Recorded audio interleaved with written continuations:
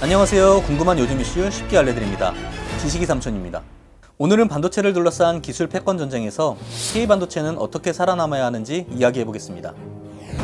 17세기 1차 산업혁명을 일으킨 영국은 면직물인 캘리코 수입 규제로 영국의 직물 산업을 보호했습니다. 미국 역시 슈퍼 301조라는 극단적 법률로 자국 산업을 보호하고 있죠. 산업혁명을 성공적으로 이끈 국가들은 이처럼 극단적인 자국 산업 보호와 특혜를 통해 패권국의 자리를 지켰습니다. 그렇다면 반도체를 중심으로 벌어지고 있는 4차 산업혁명의 기술 패권을 위해 각국의 기업과 정부는 어떤 대응을 하고 있을까요? 반도체 기술 패권을 두고 시작된 미국과 중국의 갈등은 장기화되며 더욱 심화되고 있습니다. 2023년 미국의 보수 성향 싱크탱크 헤리티지 재단이 발간한 프로젝트 2025 보고서에는 중국과의 경제적 관계는 더욱 냉혹해질 것이고 한국과 일본, 대만에게는 칩4를 중심으로 반도체와 같은 첨단 산업에 있어서 중국과의 극단적 단절을 요구할 수 있다는 전망이 실렸는데요. 반도체를 중심으로 벌어지고 있는 패권 전쟁에서 우리나라 반도체 산업은 어떤 상황일까요?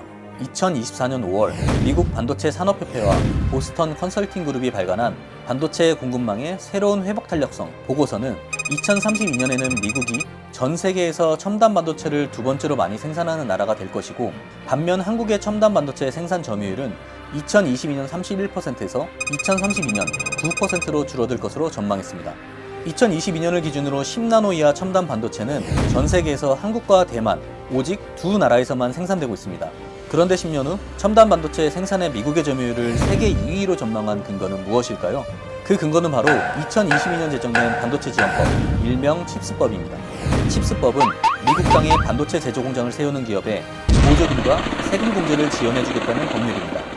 칩스법 제정과 함께 미국 기업인 인텔뿐만 아니라 SK 하이닉스, 삼성전자, TSMC도 미국 현지에 공장을 건설하겠다고 나섰습니다. 삼성전자는 3나노를 포함한 10나노 이하급 첨단 반도체를 국내에서만 생산하고 있는데요.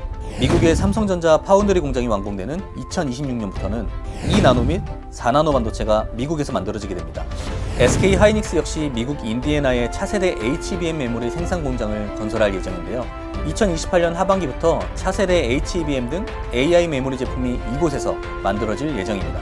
그렇다면 각국이 4차 산업혁명의 기술 주도권을 잡기 위해 싸우고 있는 이때 우리나라는 어떤 방법으로 K반도체 산업을 지켜내야 할까요? K반도체 산업을 지키기 위해서는 가장 먼저 적극적인 정부의 지원이 이루어져야 합니다.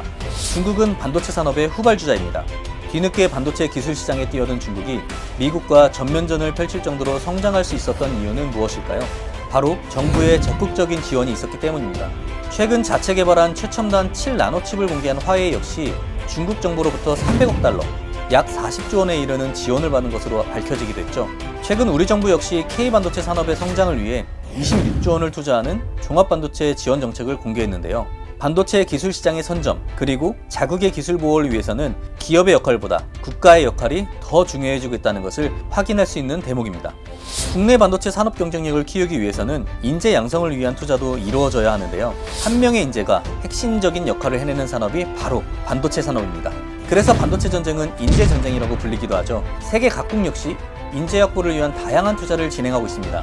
미국은 인재 양성과 연구 개발에 약 16조 9천억을 투입한다고 밝혔고요.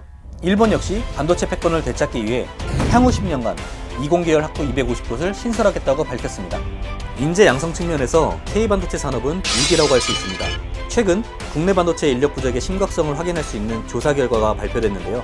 삼성전자 채용이 보장되는 연세대 시스템 반도체 공학과, 이 학과의 모집 인원은 10명입니다. 그런데 2023년 2월 연세대 시스템 반도체 공학과의 추가 합격자는 11명인 것으로 알려졌습니다. 사실상 1차 합격자 전원이 등록을 포기한 것이라고 할 수 있겠죠. 예정되어 있는 의대 증원, 그리고 저출산 문제로 우리나라 미래 반도체 산업을 이끌어갈 우수 인력 부족에 대한 우려가 높은 상황입니다.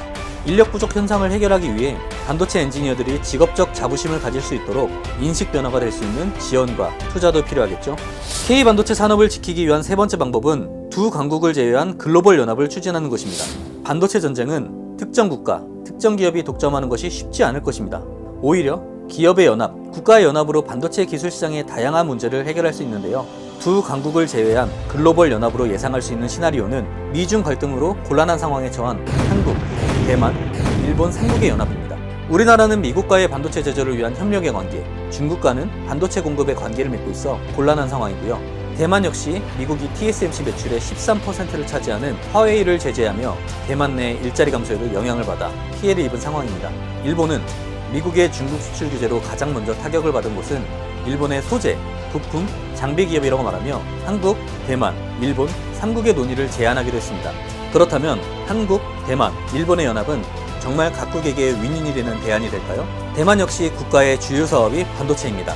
그렇기 때문에 최신 반도체 공정만은 자국 내에 두고 싶어 하는데요. 하지만 대만은 에너지원의 98%를 수입에 의존하는 만큼 심각한 전력난에 시달리고 있습니다. 반도체 생산을 유지하는 게 현실적으로 힘든 상황이고 위기를 돌파하기 위해서는 해외로 눈을 돌려야 하는 현실입니다. 일본은 지진 등 자연재해로 인해 미세 공정을 필요로 하는 반도체 생산이 현실적으로 어렵습니다. 하지만 소재, 부품, 장비, 일명 소부장 기술력은 월등하죠. 두 강국에 휘둘리고 싶어하지 않는 한국, 대만, 일본이 힘을 합쳐 공동 R&D 등 서로의 역량을 통해 시너지를 극대화하는 새로운 연합체를 만들어간다면 미래 AI 메모리 반도체 시장을 이끌어갈 수 있지 않을까요?